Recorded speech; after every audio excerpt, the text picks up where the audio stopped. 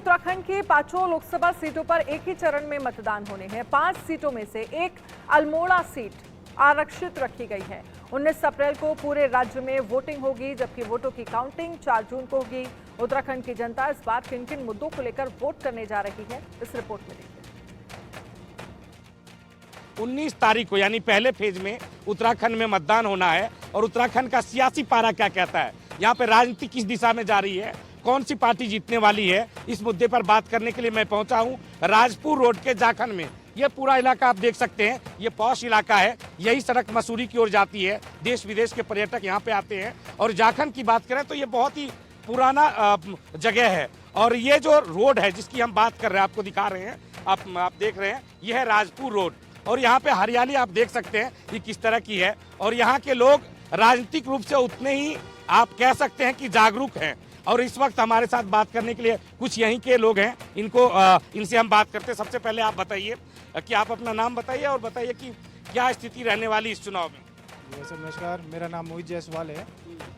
इस बार स्थिति क्या सारे देश के लोग जानते हैं कि बीजेपी सरकार फिर दोबारा आ रही है, क्योंकि मोदी जी ने जो कार्य करे हैं वो किसी से छुपे नहीं हैं।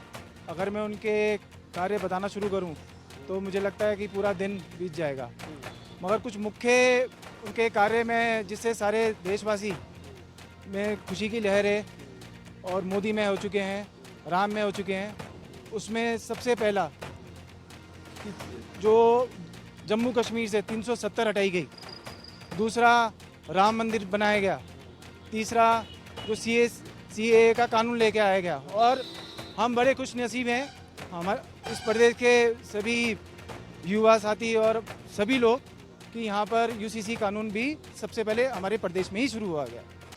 और इसी वजह से मैं सोचता हूँ कि दोबारा बीजेपी सरकार इस बार 400 पार होके ही रहेगी। 400 पार के नारे के साथ आप अपना नाम बताइए, कौन सी पार्टी जीत रहा है? आपको क्या लगता है कि यहाँ पे किस पार्टी की स्थिति मजबूत दिखाई दे रही है? मैं वरुण छेत्री जाखन से, और यहाँ पे तो बीजेपी का थोड़ा अच्छा है यहाँ पे, क्योंकि जिस हिसाब से यहाँ हमारी विधानसभा और लोकसभा में जो कार्य हुए हैं उस हिसाब से तो बीजेपी जीत रही है।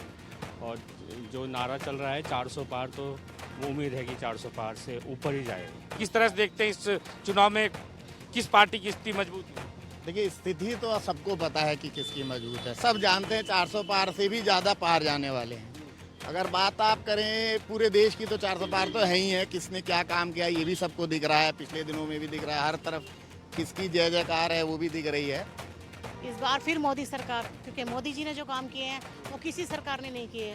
50 साल राज किया कांग्रेस ने, लेकिन कुछ नहीं किया। देश के हाथ में भिखारी बना दिया, देश को कटोरा दिया देश के हाथ में।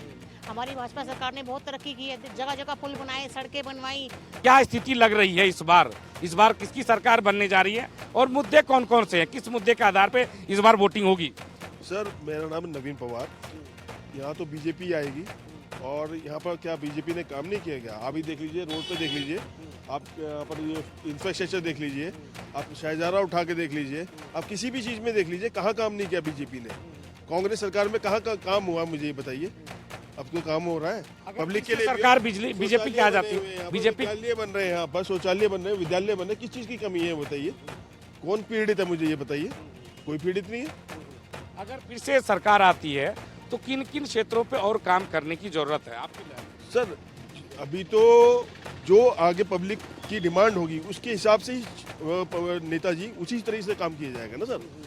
जैसे जैसे डिमांड बढ़ेगी, जहाँ जहाँ दिक्कत आएंगी वहाँ पर करेंगे काम। देखो, मैं तो इतना कहना चाहूँगा, जनता त्रस्त है, बिल्कुल परेशान है, महंगाई से परेशान है, बेरोजगारी से परेशान है। अब मेरे तो ये समझ नहीं आता कि जब जनता इतनी परेशान है तो वोट जाते कहाँ हैं, कहे जाते हैं। मेरी समझ से परे है मामला। क्योंकि भाई अगर जनता परेशान है, वैसे वोट डालती है, बोलती है कांग्रेस को वोट डाल दिया, जब मिलते नहीं कांग्रेस के वोट। तो आप कह रहे हैं कि EVM में गड़बड़ी है? मेरे मानने से EVM में गड़बड़ी, 100% EVM गड़बड़ी है। चलिए आप भी बताइए क्या स्थिति रहने वाली? पुल अभी पकड़े तो गई और 17 सस्पेंड कर दिए इन्होंने EVM हैक करते हुए। दबाया कौन आ जाए बीजेपी, तो क्या है ये?